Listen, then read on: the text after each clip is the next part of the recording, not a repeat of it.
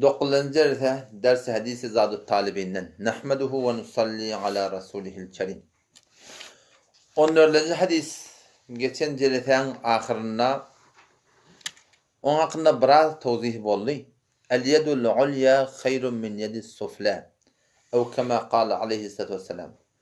Resulullah sallallahu aleyhi ve sellem mübarek sözü el yedul ulya yani defeki el hayrun min yedis sufla. Eteki ellen qawi. Menzur näme? El yedul ulya beryan el alyan ellen qawi dip barağım Peygamber şunu teşvik ettir bermeklige.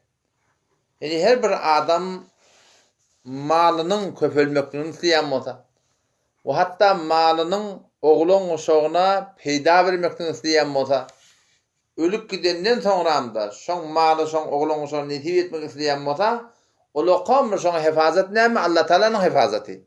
O hem teşi sadaka vermeklik bilen, zat etmeklik bilen hem teň şu dünýäň artjak, hem teň o dünýäň artjak we hem teň ýerindäki oğlun uşaňa Allah tebarek we Taala'sından käm bereket goýjak. Başka hadise gelýär. Qala Resulullah sallallahu aleyhi ve sellem Peygamber mübarek söýdüşi: "Ma min yawmin yusbihul ibadu fi." Hiç bir günü yok ki şol gün daň atsın. Yani her gün daň atarda bir edilýän doga we berýän adamlara vermeyen adamlara. Ma min yawmin yusbihul ibadu fi. Her bir günü ki şonda daň atýar illa melekan yanzilan iki tane ferişte atmanyň ýere inýärler. Fe yekulu ahaduhuma yanqin bir doga atýar we yekulu al-ahir o bir başga bir doga atýar. Awwalky etýän doga näme? Allahumma a'ti munfiqan khalafan. Ya Allah her kim harz etdiň razi bolsun diýip gariplere, katarlara haydi bir gerek ya Allah şoň yerini doldur diýip doga atýar diýe. Bir ferişte. O bir ferişte Allahümme a'ti mumsikan telefen ya Allah her kim vermeyen taklayan bolsa on malını helak etip diye doga etdi. Yani her günne şadında muhtelif hadisler var. Her günne aladan bilen iki tane ferişte yerin yüzüne inip birinin dogası Allahümme a'ti mumfikan halafen ya Allah her kim berýän bolsa şoň yerini doldur. O birinin etýän doga näme? Allahümme a'ti mumsikan telefen. Ýa-li her kim bermeýän bolsa, bakyçylyk etýän bolsa, ýöne garad özüni üsrenini gödüýär, şol adam malyny helak etdi diýip aýtdy. Ebu Darda radıyallahu anhu başka hadiste Resulullah sallallahu aleyhi ve sellem mübarek sözüni aýdypdyr ki her wagtki gün nogya şoň iki tarafından iki tane ferişte elam etdi. Her wagt her gün noganda iki tane ferişte şoň iki tarafından elam etdi. O şoň tetini insanlardan, jinlerden başga hemme mahlukatlar eşitdi. Fakat insan eşitenak, jin eşitenak. Ki olar aýtýar ya eyyuhan nas ey adamlar sari'u ila rabbikum öz Hudaýyňyzdan näme ýakylajak bolan. Ala dedin o näme diýip bir adajyk dady ki teň ýaşaýyşyňa kefayet etýär. Teň öz zindigiňe boljak. Şo saňa bemaratibrak ol bir kän mallan keten Hudaýdan gafil etjek. Namaz zamatdan gafil etjek, şondan gawrak diýip diýşler diýe, şey diýip diýe netiqat berýärdi. Men şunu da soňlan bir günde soramda terane ýaşap ýa, perişany gelir zindigine. Otomul işlep ýa, kargasy bar, zady bar. Otom zor perişany gelýärsin. Men şunu men näme etjem bilemek, niden taýygyany bilemek. Men dedim, sen netiqat kulaga taňak dedim. Netiqat kula, men arda netiqat berýän adam şey. Netiqat näme? Sen bir ýerde durmaly. Sen bir günöňşük aýlandy, elle näme gider bolupdy. O şoň üstüne hadis bolup, hers gelip, gaýry artdyrjak bol başagay bolup da barahym, ýok geri kelläň urdan, şoň edine muşkilat geldi. Hudaý Taala näme diýär? El-hakumut takatur. Sizi helak etdi şu hadis bolmaklyk. O meni o diýen sen hadis sen diýen. Ebaty Hudaý Taala bir karga beripdir. Taňa bir iş beripdir. Günöňşük alhamda aýlanypdy. Janyň tag, keyfin kök. Beşat namadan gatnap dursan. Qur'an okujağın yetişip dursan. Te elle näme sen şu zindigiňde Hudaý Taala şunu beripdir da. Şunu edabeden işlep näme görjek günüň mi? Görjek günüň ýok. Şol hadis bolmaklyk adam helak etdi. Ştada ýa perişan etýän kim näme ey adamlar? Öz Hudaýyňdan ýaňa ýüzlenin Hudaýa ýakynajak bolan. Adajyk mani ki taňa kafi, sen zindigiň aýlandy. Bemaratib ol bir kän mallan keten çoň ýerde balaky taňa derdiňe degen ak. Ýöne muşkilat Yönün arat ediyor diye şol adacık malın niye şol kaldır. Vakti kodun bulanı daň atanın gurjun boldy. Vakti ki gün batanna yine de yamaşadan şol iki tane ferişte şo tadı yine yank etýän dogalaryny etýär diye. Ki Allah Allah'ım a'ti munfiqan halafen yalla berýän adamlara, harz etýän adamlara yerini doldur. Wa ati mumsikan telefon, yalla her kim bermeýän bolsa, on malyny nabud et, dargat diýip baran ferişler dogat. Yani gün noganda da şu dogaba, gün matanda da dogaba. O bir hadisse geliyor, başka bir hadisse ki asmanyň iki tane ferişte var, şolan fakat işi diye. Yani zor dogan etdi diye. Ya Allah verenikin arttır, bermedikin nabud et. Ya şu doga zor bolup tu insanlaryň hakynda. Onu bir ýaş olan şu diye biddi ölleri doga atýar diye. Otam bizim dogalamy şolan hakynda kabul bolup hemme şolan bagşlanýar diye. Men dedim sene insan, meni sen insan, günahkar insan bolup başaki insanlara ölüp deldirten doga atýaryn dedim. Men mukarreb ferişlere ba. Ve yestagfiruna limen fil ardı diye Kur'an'da. Yani ferişteler de imanlı adamlar doga atýar. O kim Hudaýdan bağışlar, kim bağışlamar o jüdägäne görün. Aslında imanlı gitmekligi alat etmeli. Aslında imanlı bolup gelmekligi alat etmeli. Yani o zaman eger doga edek gada var, ahin tam ferişte hay asaman ve yestagfiruna limen fil ard. Yerin yüzündekinden kana şöyle istiğfar ediyor. Allah şu imanlı adamı bağışla vori, mağfede vori, falan ede vori diye. Buradaki malın hakkında diyen doga. Yani her vaat her zaman şu ikiden ferişten işine mi? Şu dogan ettiğiyle ki ya Allah berenikin arttır, bermedikin nabud et.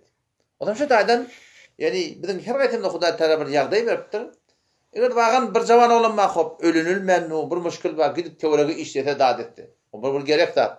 Şoňa mene şahyr algyňma, bergin ölmennu, algyň da ölmennu. Bir müşkile giripdirdin. Hulata bir edafarak dehmede galyp zat edip sen marahym şol bir dünýäňi hartyrsan. O sen berginma, çären ýok. Emma sen iki Hudaý Teala bir asaýyş beripdir, bir iş beripdir sana.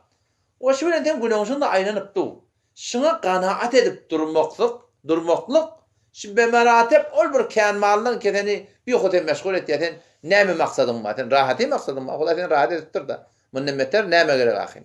Şoňa şu taýdan bar ahim, he wara marahym gaýym durmaklyk gerek. O näme diýip ki biziň selefi salihimiz çyndan şuna ýagyn etdirler ki mal bermeklik bilen artýar. Her kim biziň şu hemme berýän bolmaly biz. Şu peýgamber näme diýdi? El-yedul ulya berýän el, alyan ellen gaw diýipdir. O burat elbette bir dappa berýänil alyanillen gaw diýip de aňyrdan bir taň bir nymat ýetirip berýär. Ýa falan men sana şunu berdim. Öýde ýandan öýdüm peýgamber alyanil gaw diýipdir, berýänil gaw diýmekdir kim diýip. Biri berip tuqa almasynyň öýde bar ahim sen bet baksyra diýär. Şu peýgamber aýdypdyr, mübarek hadisiň mefhum şeýle ki biri berip tuqa almasaň şo galyp şirket diýär. O getiren adam memur. Onda tefap birçe ders et memnun bolmaly. Ola yani getirip du beren Allah Taala ol Hudaý Taala iyi beripdir. Bir tuqa almalan halacak mal bolsa. Emma halktan hem yürekden han tamam da etmekdir o bir telekedar. Habibi Ecemi rahmetullahi aleyh geçen Hudaýlykly adamlaryň bir tane diye. Ol şimdi bizim selefimizde ol okullarda çyndan bir gen iş etdirdi bermekle gerek adam. Şol peýgamber gatam isbaýdan adı. Gatam isbaýt diýip peýgamber ki mal bermekle bilen adam ber. Habibi Ecemi rahmetullahi aleyh bir gün öýünde aýaly hamile edip duran. Hamile edip hay hamile toglap çıkyp goýupdyr. 5'ler 6'da çörek pişirecek diýip. Odam hem taýanyň öýüne gitdiýe, menne köýe alyp geleýin diýip. O alyp gelmerke oduny atlamana. Ama hem taýany öýüne çykanşa denäňe gapydan bir däne saýry geldi diýe. Şeýle maňa oglansam ajaty, gardymy doýurmaýaty, näçe açdyr falandyr. Bir arda hal edip aňyrdan bir däne galyp geldi diýe. Bu da alakan şu hamirin beşattan hemen bar ýogny, şodur haber köýtürüm ýa. Aňda aýar geldi diýe. Hamirle hani, onda hamirle pişmane etdi diýdi. Pişmane etdiň näme boldy?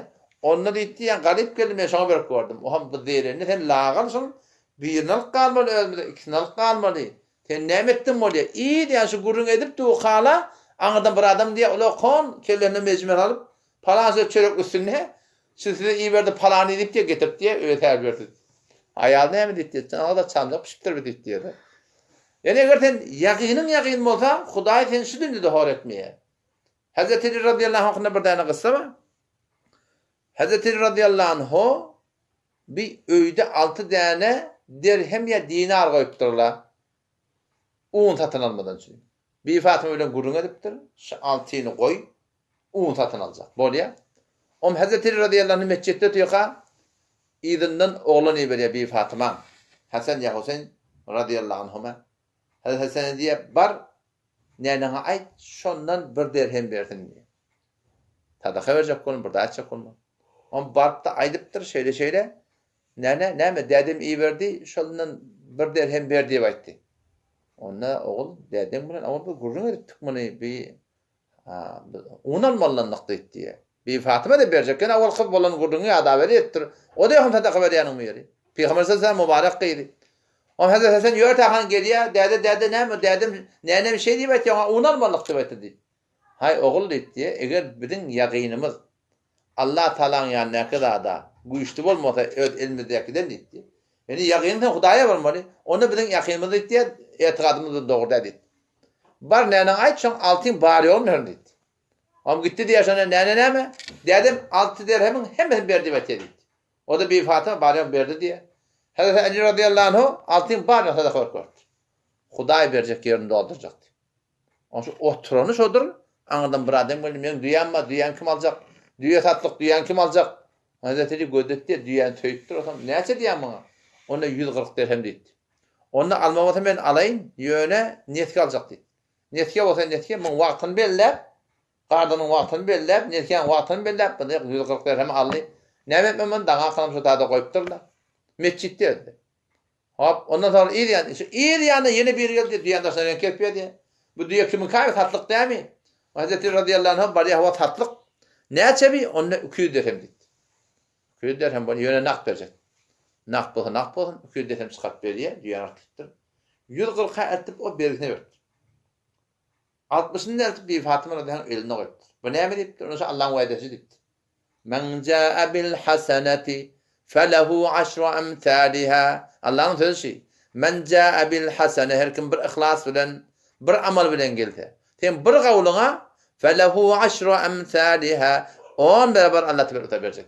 Yani şu dünyada Huday tebarek ve Teala teşi vermeklikte de artık da bir de hiçbir kimselik edecek ki adam şu taydan malakım çından biz ödümüz şunu Allah'ın yoluna harc etmeyeni şunu adet edilmeli. Çünkü o da biz şu Pakistan'a gittik de Pakistan ilerinde men şu tayda diyanatta o da ahlaktan sonra ahlakta temin Huday'ın harnak kurun. Ahlak yerler sen Huday sen göründen haber var. Onun başka adam haberi yok. Ahlak temin Huday'ın harnak kurun. Emma şu milletin diyanata gelmekliğine ikrar ulukhan sebep. Böyle sen ahlakın o şu ahlakın da kaptan sen ikramın. Fiile hürmet etiyordun, iyidiriyordun, istiriyordun. Şol ikram etmeklik adamları beter Huday yakil ettiyorlar. İmansız adamları, bu iman zayıf adamları çından imanlı adamları hüvayet ettiriyorlar. Peygamber Huday aleyhisselam kafir iki kafir müşrik kafir. Şonga 100 tane diyordu. İman getirmenden çirip. O da iman getirdi. Yani mal verip yürek alıptırlı da Huday'ın için alıptırlar. Riya için eden dağıtları yok. Ama şu taydan malakım şol ikidat bizim zindegimizde bolmalı. Keneme? İhlas ayet Huday'ın aramında hatmin bolmalı. Bula farda. Ahlak gerek bir de. Ahlakın içinde de kaptanında ne mi? Şol ikram etmeklik bir yeri yani. Ne kadar kendin elinden gidiyor. Bir ikram etmeli yerine oluyor, dağıtla oluyor. Şu an Pakistan ilerine şu dağda şu an tüytül çayımın yardıma düşüyor. O ne kadar ben böyle kıyıl çektim ki? 18 yıl mesela namazı oturup okuyordum. Yuvaş yaştan yürüyordum. Şu kıyınçlıktan hem ediyatın çıkılı, ne mi yattı kalıqlı? Şu ikram yadına kalıqlı. Eğer sen öyle dikkat etsen, sana haydi bir adam bir yaşlılık etse şu yadına çıkan da der. Şu hoş ahlakıydı. Şu edin ikrami, tilagi, hürmeti, idireni, istireni. Onun için elinden geliyen masa şu botta barakım çından harc edip Allah Teala'nın yoluna Allah'ın bendeleri Allah Teala yakid etmeklik gerek. Hazreti Ömer radıyallahu anh Ebu Ubeyde bin Cerrah radıyallahu anh bir adamı ki Allah'ın radiyet çıkıp dedinildirdir. Şöyle abi bir adam dedinildirse biliyor musun? Ne kadar tereke var ya. Ama Huda için olan o terekli Allah Teala'nın yanına Allah'ın men radiyet ediptir. Hazreti Muaz radıyallahu anh Hazreti Ebu Ubeyde Hazreti Ömer bundan ikini imtihan etti. Çünkü onlar Peygamber sallallahu terbiyesine gelen adam ikini imtihan etti. Ne kadarla malı delbeste giydi var. Dünyanın malına ne kadar yürek bıraktılar. 400 dinar. 400 sikke-i tela da. 400'den sikke-i tela Hazreti Ebu Ubeyde iberiye Hazreti Ömer diye kulağına bar etti şuna bir.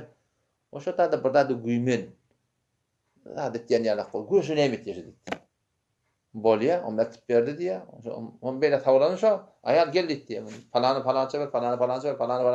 Bağırıyor. Şu duruyor. Payla koyurdu. Hepsi key tela o da. Oham gel Hazreti Ömer dedi, ola şey dedi. Şeyde hava. Ne bir dörtlüğünü sekkeye talan akit. Kime ver? Hazreti Muaz'a verdi. O nimet diye. O da diye atıp verdi. Sonra da güymen bırak. Bu da nimet yaşadı dedi. Onun da yanında var tavlansa ayağın sağına akı. Diğeri ona bana falanı gel verdik. Falanı geldi verdik. Buna ver. Hemen tamam çok edip barttır. Ama ahir ayarlı etti. Yanından çıkıptır. Bir de baş öyle deyiptir. Bir de garip deyiptir. Bir de muhtaç deyiptir. Onu o da kedine çakadı. İki dine kattır. O da sen gidiptir diyor. Yani o sonra mı kolam geldi Hazreti Ömer radıyallahu anh ya emir müminin ola iki teşekkür diye de o da şey hava. Ondan sonra ikisi doğan sudan dedi. Yani şun doğalluk da nasıl doğalluk diyanet gerekli, amal gerekli. Şu bir serçeşmeden marahim iman dadi öğrenen adamı da ahlakları, raftarları bir oluyor biliyor. Ondan şu tadı inşallah ödümüz hatta avuncak oğlanlara da anla vermektige öğretmeli. Kafiyanda sahil yata bağan sahil bolsa şundan muhtaç olup gelse ya maşinne ya böyle şeylerden hamana bir burada verecek güne bağın yüreğine alıp dursun muhtaç olsan şunu ön çıkıp beriyenen oğlan sana verse bertin şu şunu. Şunu öğrensin şu attan ki vermeklik şundan bir kavdaqtan. Onun için tadı inşallah taala el yedul ulya hayrun min yedis sufla şu beriyen elin olmaklık Hudaý Tebaraka ve Teala'nın beter bir hem dünyada hem ahiretimizde abad edecek. Vesselamu aleyküm ve rahmetullah.